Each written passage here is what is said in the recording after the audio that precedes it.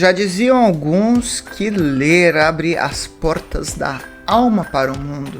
E digo mais, se você não lê e quer entrar em um debate, seja ele político ou biológico, sem qualquer tipo de estrutura, meu amor, tá errado.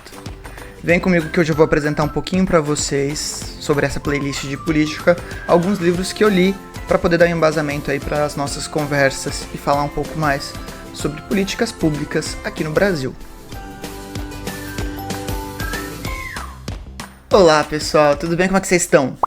Tava pensando aqui, só queria mesmo apresentar alguns livros e alguns estudos, documentários que eu assisti sobre tema político que é de suma importância, não importa a área que você esteja formado, as decisões que você vai tomar em cima disso na tua vida pessoal e profissional, inclusive no âmbito político, tem a ver com essa filosofia que ou você pega de alguém, vamos ser sinceros, você é formado ali através das informações que você recebe ou de informações que você corre atrás. Então é bom, importante, né? Importante a gente correr atrás de informação legal. Vou mostrar um pouquinho aqui pra vocês alguns livros que eu li para poder pensar a política de uma maneira diferente, já que a gente está vivendo num momento político tão atribulado, como é o caso mundial, como é o caso do Brasil, da América Latina. Comecei a ter mais consciência depois, entre os meus 10 e 20 anos, foi uma formação inicial.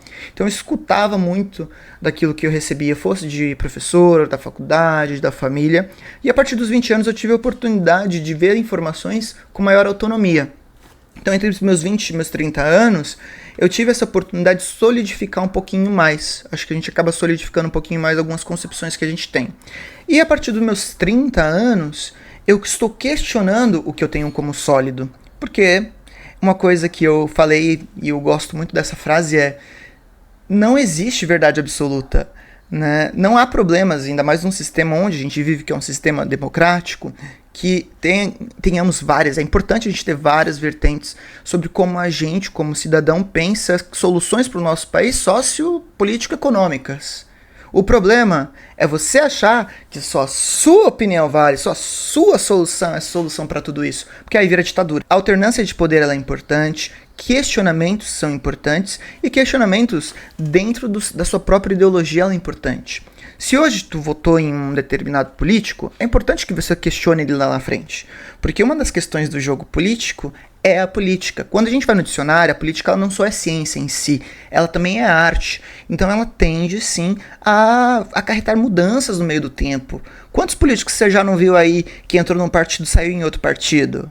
Quantos políticos prometeram uma coisa e entregaram outra? Exemplos não faltam. Então você como cidadão, e você como cidadão comum me coloque ali, não da ala política em si, temos o direito e o dever de olhar para isso. Se você divide apartamento aí, se você mora com família, você sabe o que eu tô falando, é complicado morar junto. Agora imagina morar milhões e milhões de pessoas dentro de um estado. E é aqui que começa um pouco a nossa conversa. Eu indico para vocês o livro Teoria Geral do Estado e Ciência Política, de João Roberto Gorini Gamba.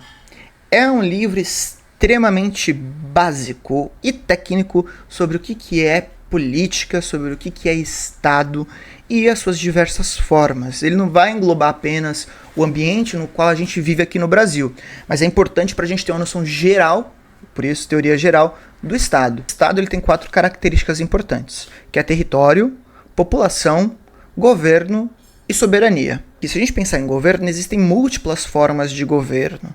Dentro mesmo do regime democrático, a gente tem diversas formas de governo. O Estado, ele fica, o governo ele pode ser modificado, ele é modificado de diversas maneiras. O governo nada mais é do que aquele pessoal, naquele momento, gerando uma administração pública para administrar esse Estado da melhor maneira possível. Falo possível porque a gente sabe que às vezes o governo é de poucos, às vezes é de muitos. E assim a gente pode começar a ser mais específico. Gosto muito de um livro que vai falar sobre política em presidencialismo de coalizão.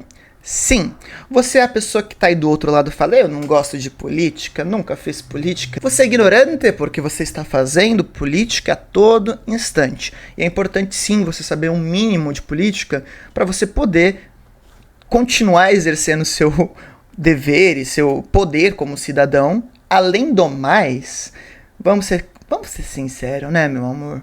Se você não se importa com política, é que a política ainda não te pegou. A desgraça do Brasil é a classe média. Vamos para a indicação desse segundo livro que se chama Presidencialismo de Coalizão. É do Sérgio Abranches. É um livro um pouco mais denso, dá um panorama inicial geral sobre política, dá um panorama geral sobre os momentos de presidencialismo no Brasil e, sobretudo, existem capítulos específicos sobre a gestão e a relação executivo-legislativo, principalmente, nos governos que tivemos no Brasil. O que a gente tenta fazer como nação, né, como recurso, para poder equalizar? A gente cria instituições, regras do jogo, para que todo mundo ali possa exercer seu poder sem que se sobressaia acima do outro. Um poder legislativo, um poder judiciário, não pode deixar que um presidente perca uma eleição, tenha toda uma estrutura, um aparato, supervisão nisso, ou seja, ele realmente perdeu e ele queira se manter no poder. Então, são coisas que não podem acontecer. Então, se você pega, por exemplo, governos onde a base do legislativo ele tem uma boa base de coalizão, é dizer, dão apoio para o presidente, é muito provável que leis aqui vão passar muito mais fácil. Ah, Jeff, então quer dizer que se eu tenho um presidente, eu tenho uma base de legisladores que são a favor do presidente, tudo que o presidente falar vai ser feito? Isso é uma ditadura? Não é, gente. Aí que vem da nossa escolha aqui séria, como cidadão, de tentar entender um pouco melhor quem a gente está elegendo na hora do legislativo, tá? São essas pessoas que vão representar a gente lá para poder dizer assim, presidente, mas tu tá louco? Essa lei não vai passar? E vice-versa também, né? Escolher um presidente que muitas vezes pode vir loucuras aqui, né, do nível legislativo, e o presidente vai vetar, vai falar, não, isso aqui tá contra a Constituição, isso aqui tá contra o nosso projeto de governo, tá? E aí, por isso que é importante ter essa alternância, tá? Não é porque a gente tem um presidente de direita e uma base legislativa de direita que tudo vai ser aprovado, ou vice-versa, esquerda, né? É muito complicado, porém, se esses pesos se contrapõem, e aí a gente passa a falar de uma não governabilidade. Nós temos multipartidaristas, temos mais de 30 partidos. Se um presidente dependesse apenas de um partido, digamos, sei lá, o Lula dependesse apenas do PT dentro da Câmara para aprovar projetos, gente, o Brasil ia ser uma anarquia. Assim como se o Bolsonaro só dependesse do PL. Isso é anarquia, até porque, gente, dentro do próprio PL, dentro do próprio PT, tem gente que não apoia 100% o que o presidente está falando. Então existem, digamos, a gente chama de facções, vamos falar, dentro dos próprios partidos, que ou estão mais voltados para o centro, ou mais para a esquerda, ou mais para os extremos, e podem ou não concordar ali com algum projeto de lei que é enviado para aprovação, para votação. Esse livro, ele sim é tendencioso, mas eu gosto muito dele, que é da Gabriela Prioli, chama Política para Todos. Eu falo que ele é tendencioso porque é claro que ela tem um posicionamento ali sobre o Estado Democrático de Direito, que é também o meu posicionamento. Para que isso possa existir, a gente tem que ter pesos e contrapesos, instituições e políticas para poder regular.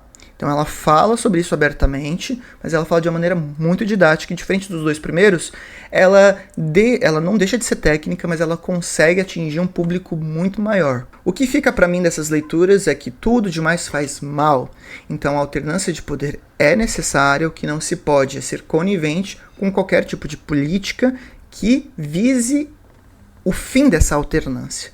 Então, se amanhã ou depois a gente elege o Lula e ele vem com conversinha de, eu vou ficar no poder forever, alguma coisa está errado. A mesma coisa se a gente elege um Bolsonaro da vida ou outra pessoa de direita.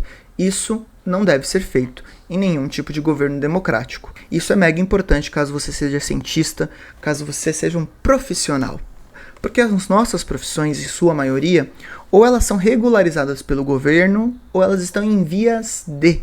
E isso é importante para fazer valer o nosso direito como biólogo, nosso direito como professor, entender quais são as limitações, quais são os deveres, o poder e também de quem a gente tem que cobrar o quê. Eu já fiz um vídeo aqui no canal sobre isso. Não adianta, gente, a gente militar somente por vídeo. Eu tô aqui com vocês, confesso. Também não adianta a gente só ir na rua bater panela. Então, muitas das questões que a gente pode fazer na prática estão dentro de uma Câmara de Vereador, está dentro de um grupo aí da sua comunidade, que vai levar a voz para dentro do debate político. Quando a gente fala de conservação, então, nossa senhora, já fiz o vídeo aqui sobre, porque a gente começou a pensar em conservação depois de muito tempo. O Brasil é um país rico em recursos que, obviamente, tinha ali algum viés de preservação, mas só depois de 1980 a gente começou a olhar isso com outros olhos. Ademais de livros, a gente pode se informar através de revistas, jornais, outros livros, vídeos, documentos. O que eu peço para vocês é sempre chequem um pouco mais sobre os autores, sobre a ideologia que esse autor tem, no sentido, às vezes vai ser um autor não tão identitário, não necessariamente ele é um autor que visa políticas progressistas ou conservadoras. Não tem problema também você pegar um livro, um vídeo de direita ou de esquerda para entender a lógica por trás daquilo, que você não pode fazer de maneira nenhuma. Não faça isso se você é de direita, de esquerda, de centro, de baixo. Se basear apenas naquilo. A gente pode contar com melhores momentos para melhores governos. A gente pode perceber que governos podem dar certo, sendo eles de direita ou de esquerda. Vai casar muito com o momento econômico, sociopolítico que está ocorrendo naquele país. Às vezes sim, um governo conservador ele vai trazer coisas muito boas. Às vezes não.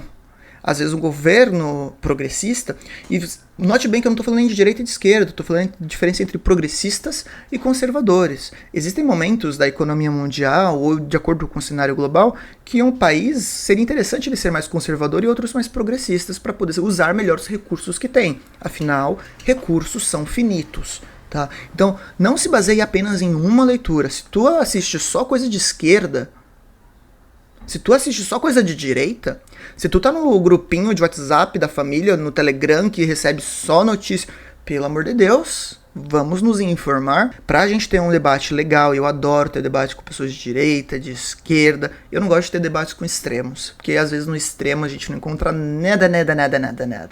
Então, vamos fazer a nossa parte, vamos se embasar teoricamente. E vamos usar esse embasamento teórico para poder, de alguma maneira, seja na biologia, seja em conservação, que eu estou focando aqui com vocês, seja numa política pública mais interessante para a tua comunidade, para o teu redor, conseguir agariar verba, apoio, para a gente poder fazer a nossa sociedade um pouco melhor. Tá bom? Esse foi o Primatologando de hoje, abordando e finalizando aqui o tema de política nessa playlist. Espero que vocês tenham gostado. Se gostou, curte, compartilha, dá um like, segue aí no canal. Um beijo.